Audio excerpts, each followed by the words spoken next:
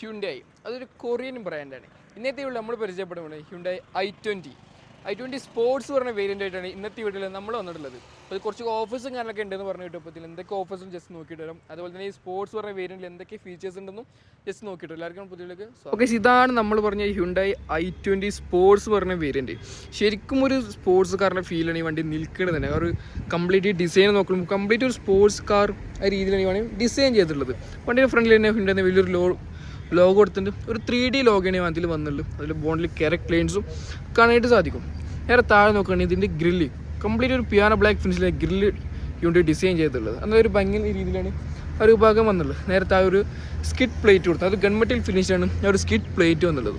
ആരായാലും നോക്കി പോകുന്ന ഡിസൈനാണ് ഈ ഒരു വാഹനത്തിൽ വന്നുള്ളത്. പ്രത്യേകിച്ച് ഇതിൻ്റെ ഒരു അട്രാക്ഷൻ ഒരുപാട് എലമെൻറ്റ്സും ഈ ഒരു വാഹനത്തിലുണ്ട്. ഇതിന് ഡാറ്റ റണ്ണിംഗ് ലാമ്പ് ഇവിടെയാണ് പ്ലേസ് ചെയ്തിട്ടുള്ളത്. അതുപോലെ ഒരു കറക്റ്റ് യൂണിറ്റും കൊടുത്തിട്ടുണ്ട്. ഒരു എയറോഡൈനാമിക് ഡിസൈന് വേണ്ടിയിട്ടാണ് അവിടെ അത് കൊടുത്തിട്ടുള്ളത്. അതുപോലെ ഈ ഒരു എലമെൻറ്റും കൂടി ഒരു സ്പോർട്സ് കാർ ഒരു ഫീൽ നമുക്ക് ലഭിക്കേണ്ട ഈ വാഹനത്തിൻ്റെ ഫ്രണ്ട് പ്രൊഫൈൽ തന്നെ. ഇപ്പോൾ തന്നെ ഒരു ഫ്രണ്ട് പ്രൊഫൈൽ വന്നിട്ടുള്ളത് വൈപ്പേഴ്സ് കാണാൻ സാധിക്കും. അതിൽ ബോണ്ടിലും ക്യാരക്ടർ ലൈറ്റ്സ് കൊടുത്തിട്ടുണ്ട്. ഇതിൽ അടിപൊളി ഫ്രണ്ട് പ്രൊഫൈലാണ് ഈ ഒരു വാഹനത്തിൽ കൊടുത്തിട്ടുള്ളത്. സൈഡ് പ്രൊഫൈലിൽ വരുമ്പോൾ വീൽ സെക്ഷൻ നോക്കുകയാണെങ്കിൽ ഒരു അലോവീൽ പോലെ തോന്നുന്ന ഒരു വീൽസാണ് ഈ വാഹനത്തിൽ വന്നിട്ടുള്ളത്. വീൽ കപ്സാണ് യൂസ് ചെയ്തിട്ടുള്ളത്. 16 ഇഞ്ചാണ് ഒരു വീൽ സൈസ് വന്നിട്ടുള്ളത്. ഫ്രണ്ടിൽ ഡിസ്ക് ബ്രേക്ക് കൊടുത്തിട്ടുണ്ട്. 4 സ്പോക്കൺ അല്ല ഹ്യുണ്ടായി ലോഗോ കൊടുത്തിട്ടുണ്ട്. അതുപോലെ തന്നെ ഡുവൽ ടോൺ കളറിലാണ് അത് വന്നിട്ടുള്ളത്. മൊറ്റ നോട്ടിൽ കണ്ട ഒരു അലോവീലെന്ന് തോന്നുന്നു, പക്ഷേ ഇതൊരു വീൽ കപ്പാണ് ഇതിൽ യൂസ് ചെയ്തിട്ടുള്ളത്. അതുകൊണ്ട് ഓട്ടോത്തിലെ ബാഡ്ജിങ് കൊടുത്തിട്ടുണ്ട്. ഓട്ടോമാറ്റിക് ട്രാൻസ്മിഷനാണ് വന്നിട്ടുള്ളത്. ഓട്ടോമാറ്റിക് ട്രാൻസ്മിഷനാണ് കൊടുത്തിട്ടുള്ളത്. അപ്പോൾ അതിൻ്റെ ഒരു ബാഡ്ജിങ് അവിടെ കൊടുത്തിട്ടുള്ളത് ഓട്ടോ എന്നുള്ളത്.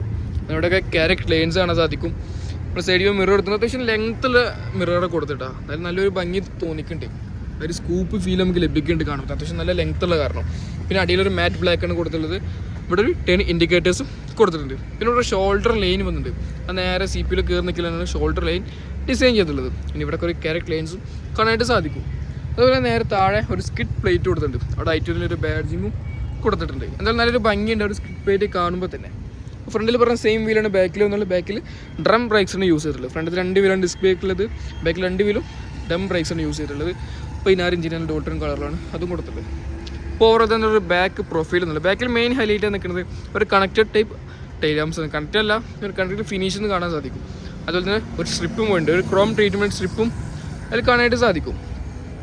നമ്മൾ ഹെഡ് ലാമ്പ് നോക്കുന്നത് സ്പ്ലിറ്റഡ് ആയില്ലേ ഹെഡ് ലാംപ്സാണ് ഈ അതിൽ വന്നിട്ടുള്ളത്. 2 സൈഡിൽ സ്പ്ലിറ്റഡ് ഒന്ന് പകുതി ബോഡിയിലേക്കും ഒരു ടെയിൽ ഗേറ്റും കയറുന്ന രീതിയിലാണ് ആ ഒരു ഭാഗം ഡിസൈൻ ചെയ്തിട്ടുള്ളത്. പിന്നെ ഇവിടെയൊക്കെ ഒരു എലമെൻറ്റ്സ് കൊടുത്തിട്ടുണ്ട്. ഒരു സ്പോർട്ടി ഫീൽ വരുന്ന എലമെൻറ്റ്സും ഇവിടെ കാണാനായിട്ട് സാധിക്കും. പിന്നെ സ്പോർട്സിൽ ഒരു ബാഡ്ജിങ് കൊടുത്തിട്ടുണ്ട്. i20 ഒരു ബാഡ്ജിങ് കൊടുത്തിട്ടുണ്ട്. റിഫ്ലക്ഷൻ യൂണിറ്റും കൊടുത്തിട്ടുണ്ട്. Rear view mirror camera unit കൊടുത്തിട്ടുണ്ട്. പാർക്ക് സെൻസേഴ്സും കാണാനായിട്ട് സാധിക്കും. നമ്മൾ ബൂട്ട് സ്പേസിനെ കുറിച്ച് പറയുമ്പോൾ അപ്പോൾ ഇതാണ് ഇതിനൊരു ബൂട്ട് സ്പേസ്. അത്യാവശ്യം നല്ലൊരു ബൂട്ട് സ്പേസാണ് അതിൽ വന്നിട്ടുള്ളത്. ട്രയാങ്കിൾ കാണാൻ സാധിക്കും.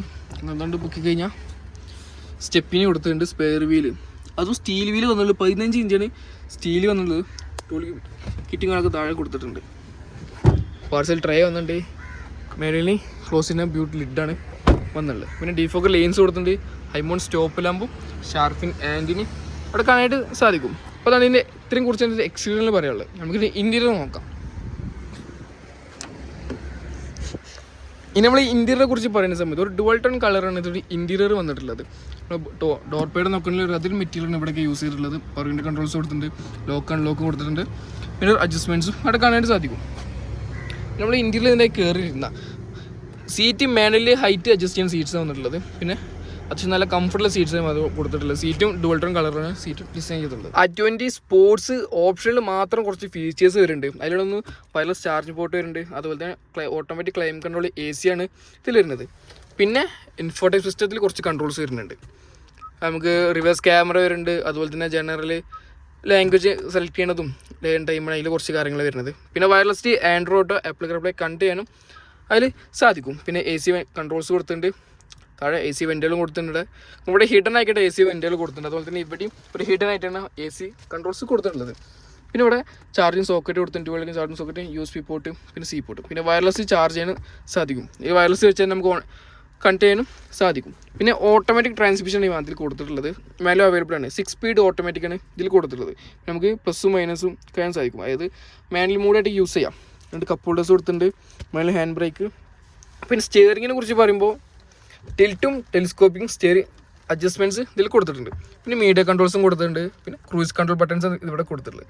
പിന്നെ ഹെഡ് ലാമ്പ് കൺട്രോളും പവർ വിൻഡോ കൺട്രോൾസും ഇവിടെ കൊടുത്തിട്ടുണ്ട്. അതുപോലെ തന്നെ ഇവിടെ ഡ്രൈവ് മോഡ്സ് വന്നിട്ടുണ്ട്. അതുപോലെ ട്രാൻസ്മിഷൻ ഓഫ് ചെയ്യുന്ന ബട്ടൺ എല്ലാം അഡ്ജസ്റ്ററാണ് ഇവിടെ കൊടുത്തിട്ടുള്ളത്. പിന്നെ സീറ്റിങ്ങിനെ കുറിച്ച് അത്യാവശ്യം നല്ല കംഫർട്ടുള്ള സീറ്റ്സാണ് അതിൽ കൊടുത്തിട്ടുള്ളത്. തൈസ്പോട്ടൊക്കെ അത്യാവശ്യം നല്ല എക്സ്റ്റെൻഡ് ചെയ്യുന്ന കാരണം കംഫർട്ടിൽ നമുക്ക് യാത്ര ചെയ്യാൻ സാധിക്കും. പിന്നെ സ്പോർട്ടി ഫീൽ ആകുമ്പോൾ ഒരു ഹഗ്ഗിയുടെ ഫീലും ഒക്കെ ലഭിക്കുന്നുണ്ട്. പിന്നെ സൺ റൂഫും ഈ വാഹനത്തിൽ കൊടുത്തിട്ടുണ്ട്. ഒരു സിംഗിൾ പാൻ സൺ റൂഫാണ് കൊടുത്തിട്ടുള്ളത്. എന്തായാലും നല്ലൊരു ഭംഗിയുണ്ട്. കാരണം ഒരു ഹോട്ട് ഹാഷ് ബാക്ക് എന്ന് വിളിക്കുമ്പോൾ സൺ റൂഫ് അത്യാവശ്യമാണ്. ലാമ്പ് കൊടുത്തിട്ടുണ്ട്. സൺ ഗ്ലാസ് ഹോൾഡറും കൊടുത്തിട്ടുണ്ട്. പിന്നെ ഇവിടെ കുറച്ച് സ്റ്റോറേജ് സ്പേസ് കൊടുത്തിട്ടുണ്ട്. ആൻറ്റി മിറർ കാര്യങ്ങളൊക്കെ സ്റ്റോറേജ് സ്പേസ് ആണ് ഇവിടെ കൊടുത്തിട്ടുള്ളത്.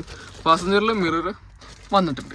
അപ്പോൾ ഇത്രയൊക്കെ ഇതിൻ്റെ ഇൻറ്റീരിയറിനെ കുറിച്ച് പറയുള്ളത്. ഒരു ഫ്ലാറ്റ് ബോട്ടം സ്റ്റിയറിംഗ് വീലാണ് കൊടുത്തിട്ടുള്ളത്. ഇവിടെ ഒരു ഗൺമെറ്റൽ ഫിനിഷാണ് കൊടുത്തിട്ടുള്ളത്. എന്തായാലും നല്ലൊരു ഫീൽ നമുക്ക് ലഭിക്കുന്നുണ്ട്. ഒരു എന്തൂസിയാസ് ഫീൽ നമുക്ക് ലഭിക്കുന്നുണ്ട് സ്റ്റിയറിംഗ് വീല് കാണുമ്പോൾ തന്നെ.